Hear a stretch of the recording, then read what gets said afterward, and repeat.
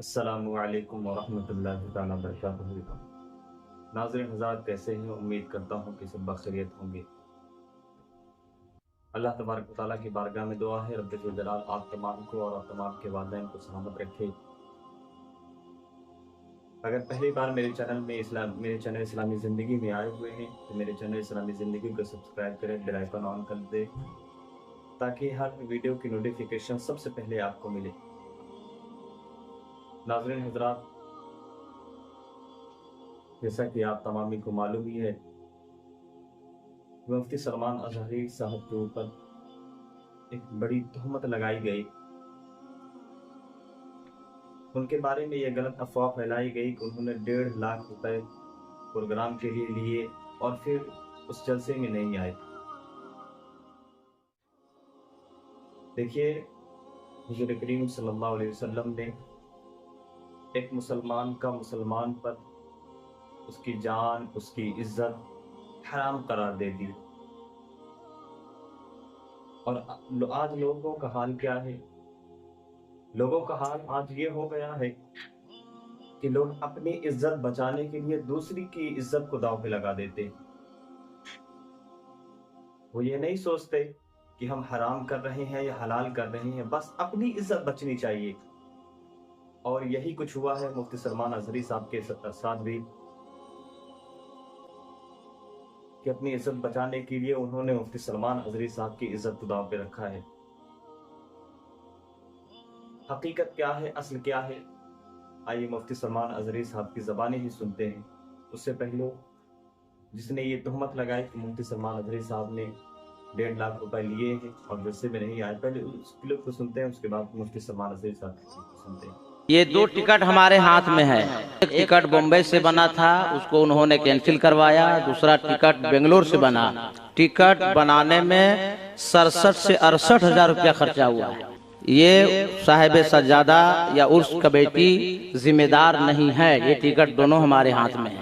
مفتی سلمان اظہری صاحب کے بیان کو سنتے ہیں۔ ایک خطیب صاحب ہیں جو پوسٹر بھی ہاتھ میں لیے ہیں اور ٹکٹ بھی ہاتھ میں لیے ہیں، اور پھر میرے نام کا اعلان کرتے ہوئے یوں کہہ رہے ہیں کہ 1,51,000 روپے ان کو دیے گئے، 2 مرتبہ ٹکٹ انہوں نے بنوایا اور اس کے بعد جلسے میں نہیں آئے۔ کیوں نہیں آئے وہ بتائیں۔ میں ان مولوی صاحب سے کہتا ہوں ذرا تو خدا کا خوف کریں اور اپنے علم کا استعمال کریں۔ میں ادب کرتا ہوں آپ کا، اس لیے کہ آپ کو سب سے پہلی چیز جو آپ کے ہاتھ میں ٹکٹ ہے اسی کو اگر آپ دیکھ لیتے، کیونکہ آپ کے صاحب سجادہ نے وہ ٹکٹ ہمیں بھیجا ہے ہماری بات پر۔ آپ اگر ذرا بھی پڑھے لکھے ہوں تو اس کو دیکھتے، وہ ڈمی ٹکٹ ہے، کوئی کنفرم ٹکٹ نہیں بھیجی گئی آپ کو۔ آپ کو کسی نے چونا لگایا اور اس کا الزام آپ مجھ پر ڈال رہے ہیں۔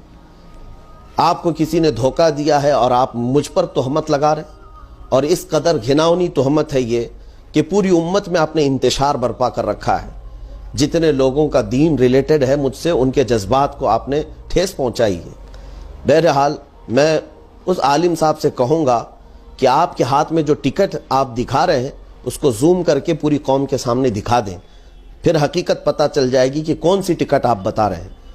اور پھر ہماری جب کسی سے بات ہی نہیں ہوئی، نہ آپ کی خانقاہ سے کسی نے رابطہ کیا ہے ہم سے، نہ ہماری ٹیم سے، نہ میرے اطراف کسی رہنے والے سے، نہ بات ہوئی، نہ کبھی ہمارا لیٹر پیڈ گیا، کچھ نہیں ہے، اور آپ جلسے سے اعلان کر رہے ہیں کہ مفتی صاحب کیوں نہیں آئے، اس کا جواب دیں۔ میں جواب یہاں تو آپ کو دے ہی چکا ہوں، انشاءاللہ قیامت کے دن بھی میں سوال کروں گا، اور اللہ کی بارگاہ میں یہ مقدمہ رکھتا ہوں کہ آپ نے اتنے بڑی عظیم خانقاہ کے ممبر سے مجھ پر ایک تہمت لگائی ہے اور ایک بہتان لگایا ہے، اور بہتان تراشی اور تہمت کا اس کی سزا کیا ہوتی ہے اور اس کا انجام کیا ہوتا ہے وہ آپ اچھی طرح سے جانتے ہیں، عالم۔ تو آپ نے دیکھا مفتی صاحب کیا فرما رہے ہیں، انہیں تو اس بارے میں کوئی علم بھی نہیں ہے۔ یعنی جو الزام تراشی مفتی صاحب کے اوپر کی جا رہی ہے یہ بیکار اور بے مطلب ہے۔ حقیقت میں ان کے ساتھ فراڈ ہوا ہے، اور مفتی صاحب نے کوئی چارج نہیں لیا، اور یہاں تک مفتی صاحب کا کہنا ہے کہ میں جلسے کے لیے یا اپنی تقریر کے لیے 1 روپے کی بھی مانگ نہیں کرتا۔ اور یہ ایسے ہی نہیں کہہ رہے، آپ رب کی قسم کھا کر کہہ رہے ہیں کہ رب ذوالجلال کی قسم میں اپنی تقریر کے لیے یا جلسوں کے لیے اپنے 1 روپے کا بھی مطالبہ نہیں کرتا، اور یہ جو کہہ رہے ہیں کہ مفتی سلمان نظری صاحب نے 1.5 لاکھ روپے جلسے کے لیے لیے،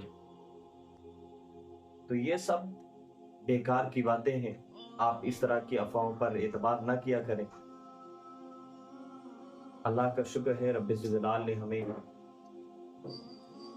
علماء دین سے نوازا، عالموں سے نوازا ہے، وہ ہماری اصلاح کرتے ہیں، اور ایک مسلمان کا ایک دوسرے مسلمان پر اس کی عزت کو نیلام کرنا یہ رسول کریم صلی اللہ علیہ وسلم نے حرام قرار دیا۔ تو پہلے کسی بھی بات کی پوری تحقیق کر لی جائے، اس کے بعد کسی پر الزام لگایا جائے، کسی پر بات رکھی جائے۔